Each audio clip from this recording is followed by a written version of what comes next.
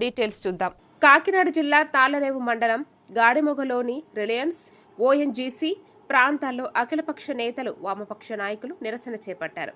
Reliance పై విధించిన 25,000 కోట్ల నష్టపరిహారాన్ని వెంటనే చెల్లించాలని, గ్యాస్ ఉత్పత్తిలో 50% ఆంధ్రప్రదేశ్కు కేటాయించాలని డిమాండ్ చేశారు. పెరిగిన గ్యాస్, పెట్రోల్, డీజిల్ ధరలను తగ్గించాలని నినాదాలు చేశారు. ఈ నెల 9న రాష్ట్ర వ్యాప్తంగా ఆందోళనలు నిర్వహించనున్నట్లు ప్రకటించారు.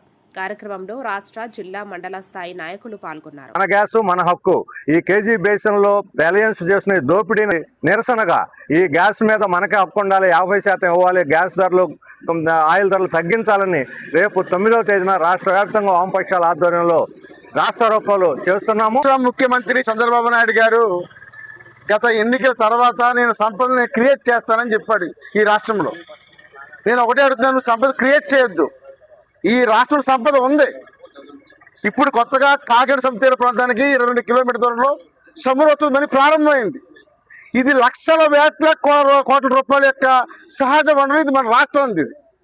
ఇది నువ్వు ఒక్కటే ఈ అత్యధిక లాభాలతో కొల్లగొట్టి ఆంధ్రాకి 1000 రూపాయలకి పైగా, గుజరాత్కి 400కే వంట గ్యాస్ ఇస్తున్నటువంటి ఈ అక్రమ దోపిడీ అరికట్టాలి. ఇది చెల్లదింక చెల్లదు అని చెప్పి ఈ రాష్ట్ర ప్రజలు ఎలుగెత్తి చాటాల్సిన అవసరం ఉంది. దానికి వామపక్షాలు ఒక ఉద్యమానికి శ్రీకారం చుడుతున్నాయి. 9వ తారీఖు రాష్ట్ర రోకోలు కూడా వీటిని జయప్రదం చేయాలని చెప్పి పిలిపిస్తున్నాం.